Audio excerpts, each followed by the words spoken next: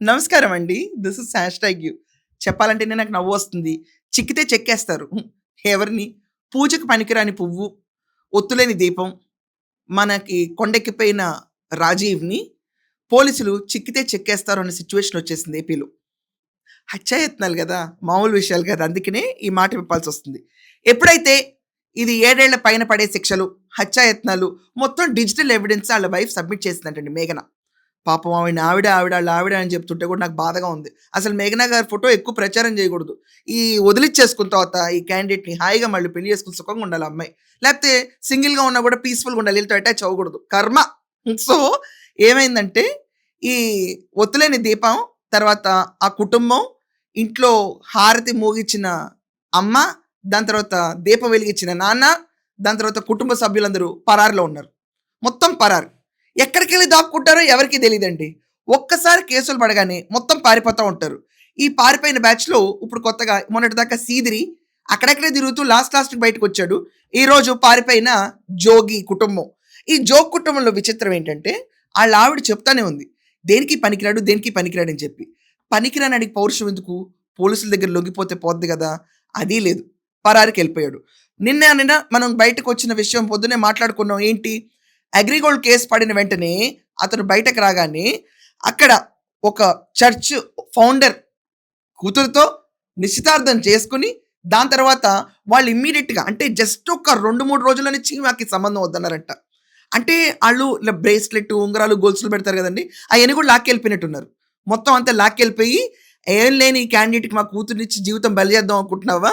అని చెప్పి ఆళ్ళు పారిపోతే, ఈ విషయం మొత్తం రాష్ట్రం అంతా పొక్కిపోతే, ఇంక ఈ దీపానికి కనీసం అగ్గిపెట్టి ఎలిగించేవాళ్ళు ఎవరు ఉండరని చెప్పి అర్జెంట్‌గా తీసుకొచ్చి మేఘనాతో పెళ్లి చేసేసి, పెళ్లి చేసిన వెంటనే ఆ అమ్మాయిని పుట్టింటికి పంపిస్తే, మొబైల్ ఫోన్ కూర్చొని ఏదో లూడో గేమ్‌లో, సుడుకోలో ఇయన్నీ ఆడుకుంటా కూర్చుంటే, అలిసిపోయాడేమో బిడ్డ అనుకుంటే, తిరిగి అత్తారింటికొస్తే అమ్మవారు లేరు, అయ్యవారు లేరు, వినాయకుడు లేరు, ఆంజనేయ స్వామి లేరు, ఎవ్వరు లేరు.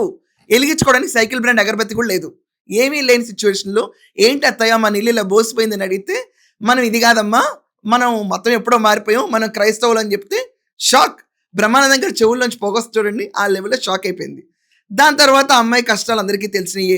మూడో ఫ్లోర్ నుంచి తోసేయడం, దిండు పెట్టి నలిపేసి చంపేయడం, గోవా తీసుకెళ్ళి హత్యాయత్నాలు చేయటం, ఇలాంటి బొచ్చెడు ఎఫర్ట్‌లు కొట్టారు ఆళ్ళు కుటుంబం అంతా కూర్చొని. ఆ అమ్మాయి ప్రశాంతంగా అక్కడి నుంచి అగ్గిపెట్టి, ఇక్కడి నుంచి అగరబత్తి తెచ్చుకొని, దేవుడు ఫోటోకి ఎలిగిద్దాం అనుకున్నా కూడా శవాలు గాలిన వాసన వచ్చిందని చెప్పి రెచ్చిపోయిన అత్త. మొత్తానికి కసాయి మామ, పనికిరాని మొగుడు, దాని తర్వాత ఇంకేం చెప్పాలండి ఆళ్ళ అత్త గురించి ఏం చెప్పాలో లైన్ నాకు తెలియట్లేదు. మీరు ఆ లైన్ మాత్రం రాయాలి కింద. సో, ఆ అత్త, దాని తర్వాత అత్తతో పాటు మొత్తం ఈ ముగ్గురితో పాటు మరిది, ఈ బ్యాచ్ అందరితో మేము కూడా ఉన్నాం ఇంకా అని చెప్పి ఇంకొక 7 మంది, మొత్తం 11 మంది ఈ అమ్మాయిని హింసించి పెట్టారు. దెబ్బకేమైంది? రాజీవ్ బ్రతుకు పాయే. జోగి పరువు పాయే. లిక్కర్ కేసులోనే జోగి పరువు పోయిందనుకున్నాం. పెళ్ళాల గురించి మాట్లాడాడు. అసలు కొడుకు పెళ్ళాం ఏం చెప్పిందో అర్థం కాదు. మొత్తం మతం బాయే, పరువు బాయే. కొడుక్కి ఇంకా జీవితంలో ధైర్యం చేసి ఒక్క పిల్ల కూడా సంబంధం ఇవ్వదు. మొదటిది కప్పిపెట్టేద్దాం అని తొందరలో మేఘనని తీసుకొస్తే రాష్ట్ర వ్యాప్తంగా చెప్పేసింది మేఘన. ఇక్కడేం లేదు. అగ్గిపెట్టి వేస్టు అని చెప్పి. దెబ్బకి కుటుంబం మొత్తం ఈరోజు అరెస్ట్ చేద్దామని పోలీసులెళ్తే పరార్. దొరకరు. కానీ ఈళ్ళు దొరికితే మాత్రం ఈ రాజీవ్‌కి చెక్కేయటం ఖాయం. అతని నోటితోనే బయటకి పోలీసులు చెప్పిస్తారు. అవునండి నేను పనికిరాను. మా అమ్మ నాన్న మోసం చేసి పెళ్లి చేశారు.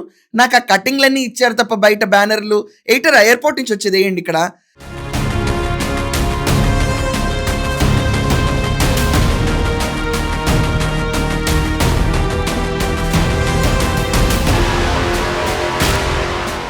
ఈయనిచ్చారు తప్ప ఆ కటింగ్‌లకి నేను అన్‌ఫిట్ ఫెలోని అని చెప్పి బయట తనే ఒప్పుకుంటాడు.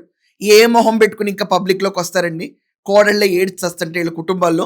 సో, ఈ పరారైన కుటుంబాన్ని నాకు తెలిసి ఈ గవర్నమెంట్ సీరియస్‌గా టేకప్ చేసింది కాబట్టి 24 గంటల్లో బొక్కలో ఎయడం ఖాయం.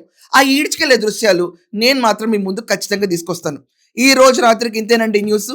పరారులో ఉన్న కుటుంబం మీ ఎవరికన్నా ఎక్కడైనా దాక్కున్నాడని తెలిస్తే ఖచ్చితంగా కామెంట్స్‌లో తెలియజేయండి. మనం ఏపీ ప్రభుత్వానికి తెలియజేసి హెల్ప్ చేద్దాం. That's all for now. Thank you.